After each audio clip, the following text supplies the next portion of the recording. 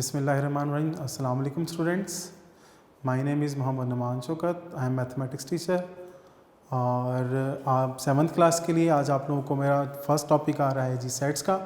तो सेट्स के स्टार्ट करने से पहले सच में एक चीज़ आप लोगों को कहना चाहूँगा बेटा जी कि अक्सर कहा जाता है कि उम्मीद है कि आप सभी ठीक होंगे, लेकिन मुझे यकीन है कि अल्लाह ताला ने यकीनन आपको अपनी हिफाजत में रखा होगा और दुआ गूँ कि आप लोग हमेशा सेफ़ रहें।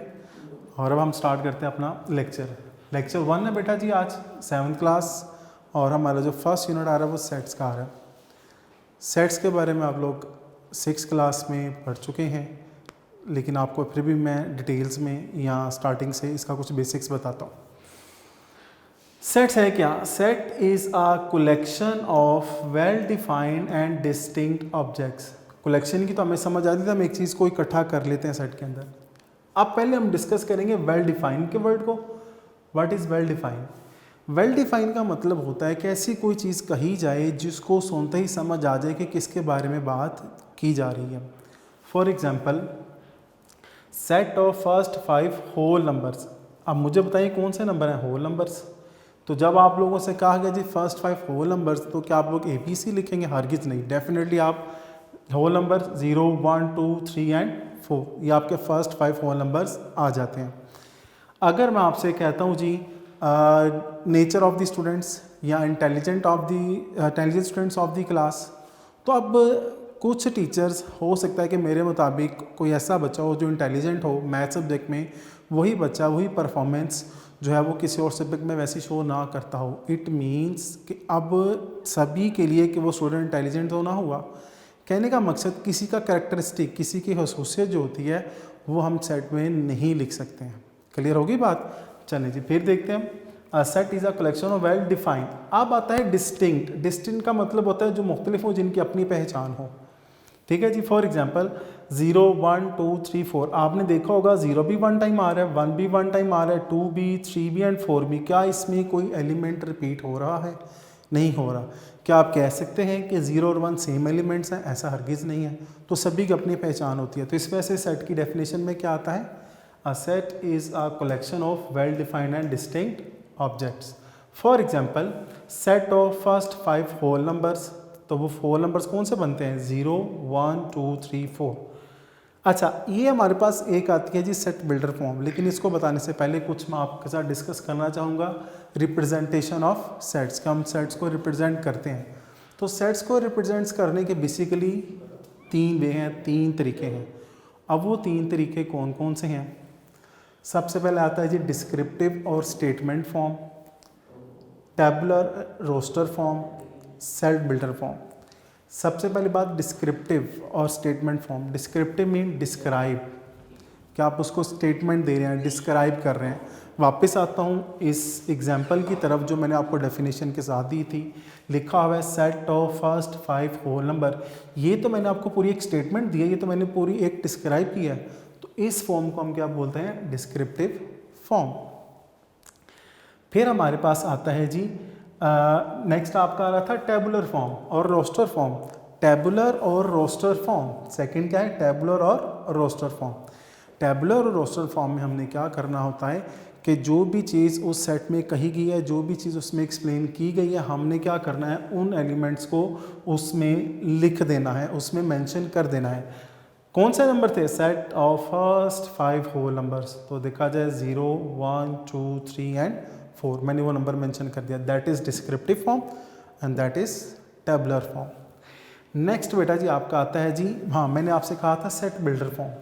अब सेट बिल्डर फॉर्म में क्या होता है? सेट बिल्डर फॉर्म में आपने क्या करना होता है कि उस सेट को इस तरीके से मेंशन करना होता है कि जिसमें उसको मैं रीड करता हूँ x सच एज x, यहाँ x where as x belongs to whole numbers. अब देखा जाए कौन सा सेट था हमारे पास? Whole numbers.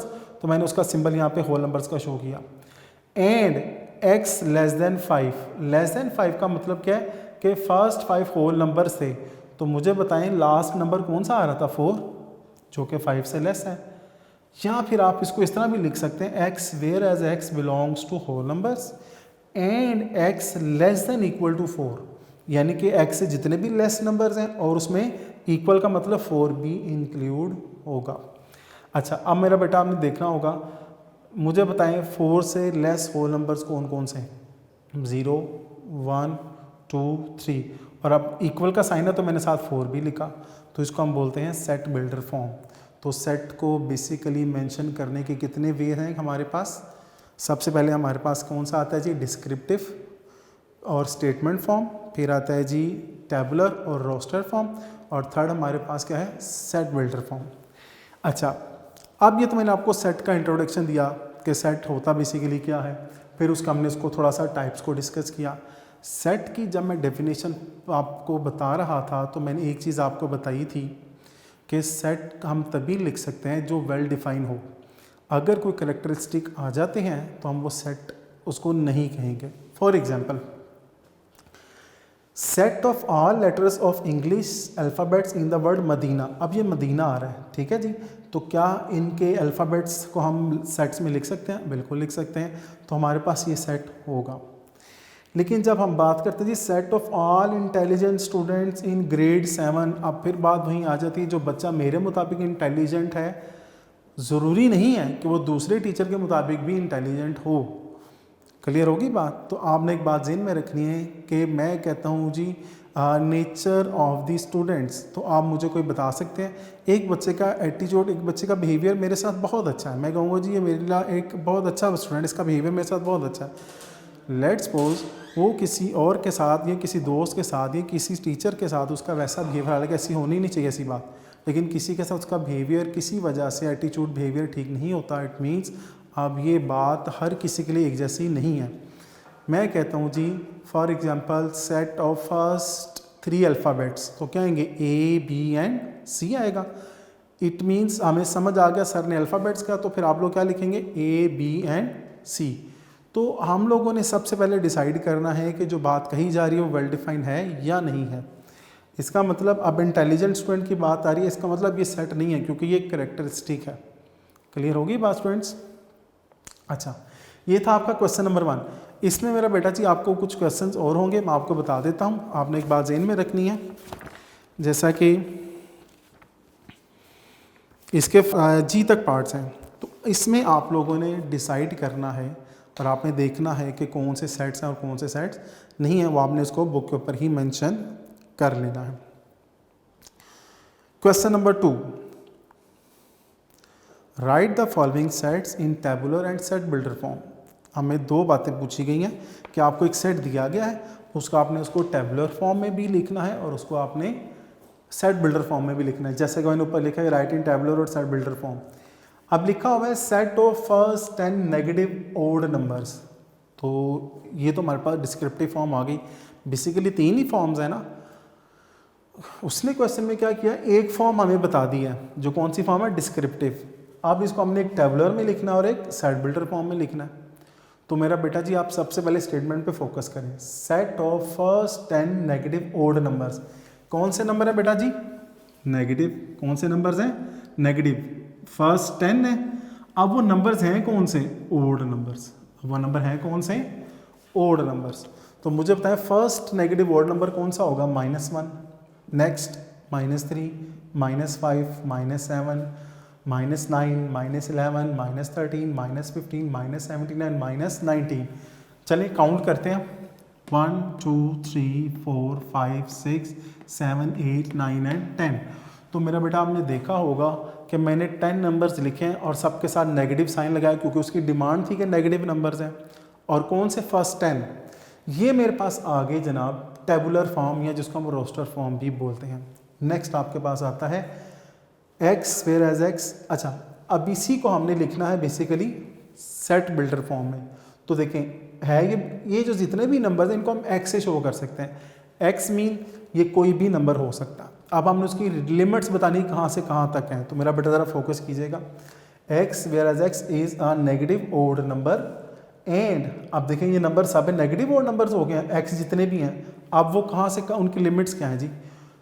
-20 less than x less than 0, यानी कि -20 और 0 के दरमियान या 0 और -20 के दरमियान जितने भी नेगेटिव नंबर्स आते हैं वो बेसिकली फर्स्ट 10 नेगेटिव नंबर्स बन जाते हैं। बेटा जी ये बात समझ आ गई सभी को? अच्छा, इसी तरह फिर डी पार्ट आता है। इसके जो अगले पार्ट्स हैं आप वो मैं साथ सभी रीड कर दूंगा। तो अच्छा जी, अब आता है D, set of all perfect square numbers. पहली बात है हमने देखना है कि उसने किस चीज़ की डिमांड की है। अगर क्वेश्चन की डिमांड समझ आ जाती है, मैं तो समझ तो फिर उसको सॉल्व करना प्रॉब्लम ही कोई नहीं है। देखिए जी, उसने क्या बोला है, परफेक्ट स्क्वायर नंबर्स। अब बिटवीन 30 एंड 70। अच्छा बेटा जी, मैंने शॉर्ट फॉर्म लिखी है।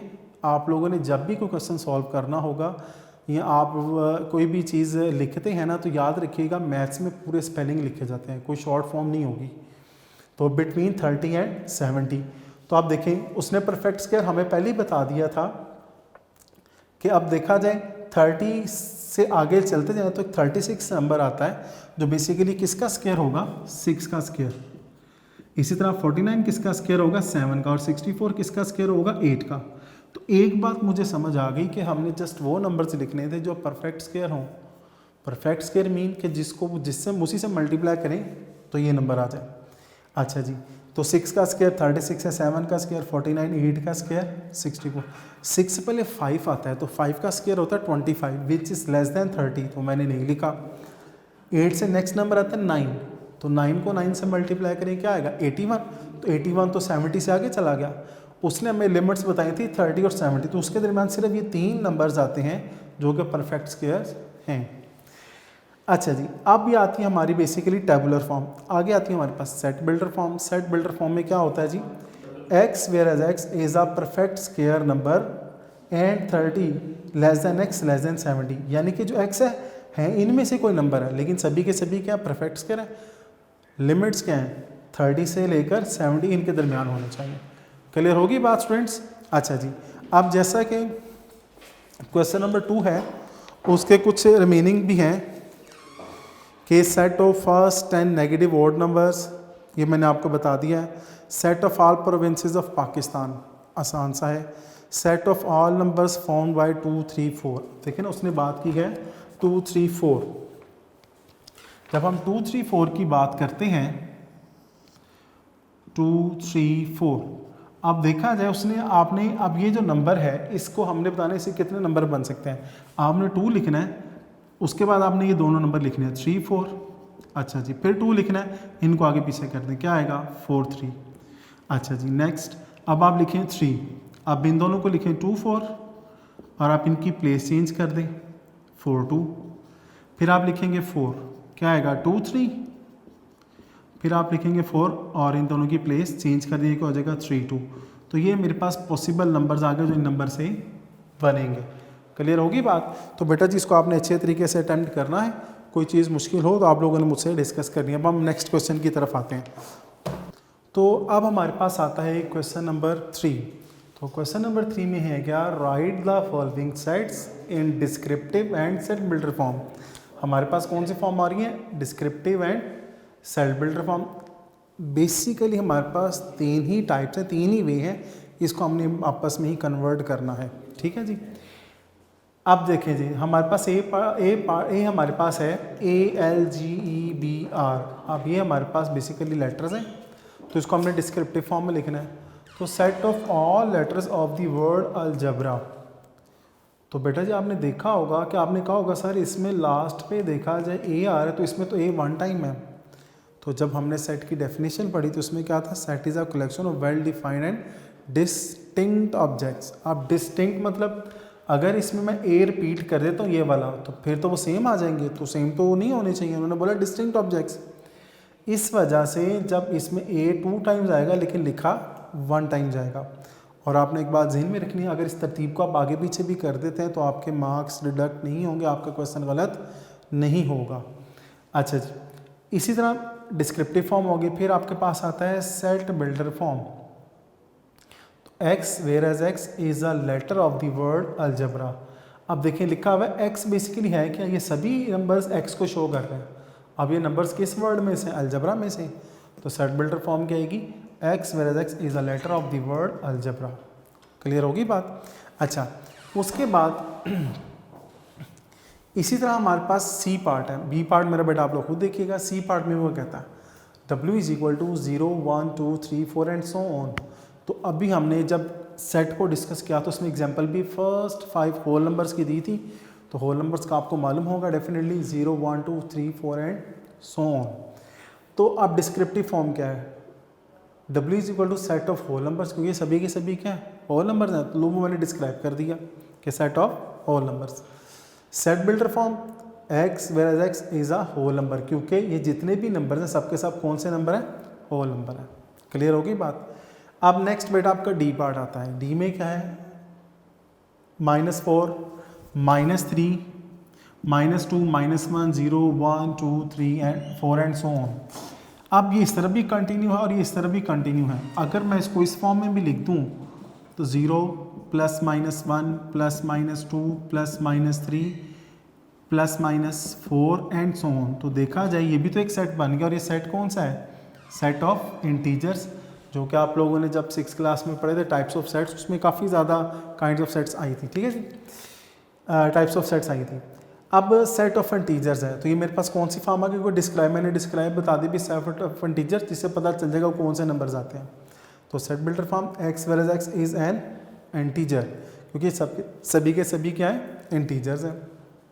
अच्छा, फिर हम आते हैं क्वेश्चन नंबर 4 की तरफ। आपने देखा होगा कि इसमें क्वेश्चन में हमारे पास डिमांड क्या की गई थी, इस क्वेश्चन में ये डिमांड थी कि आपने क्या करना है कि जो हमारे पास ये टेबुलर फॉर्म थी इसको डिस्क्रिप्टिव और सेट बिल्डर में कन्वर्ट करना था।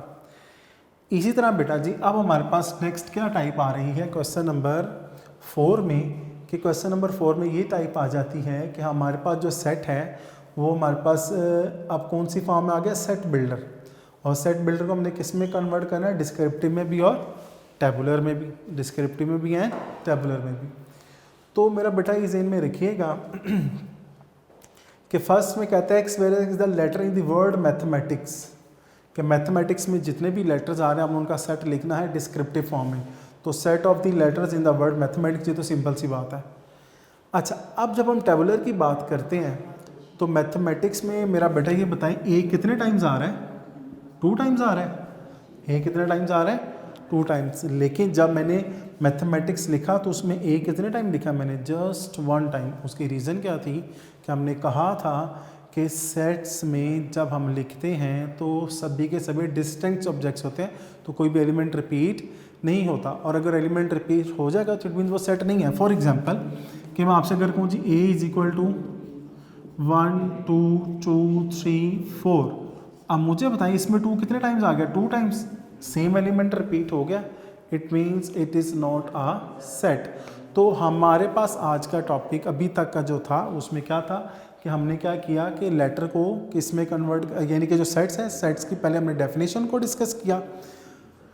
डेफिनेशन डिस्कस करने के बाद हमने क्या किया था कि हमारे पास सेट्स को बेसिकली शो करने के 3 वेज थे। हमारे पास आ रहा था डिस्क्रिप्टिव, टेबुलर और रोस्टर, और third one is set builder form. फिर हमारे पास जब क्वेश्चन आए तो क्वेश्चन नंबर 1 में तो पहले हम लोगों ने डिस्कस किया कि वो सेट्स की टाइप्स वगैरह क्या हैं, कि वो सेट्स हैं या नहीं हैं।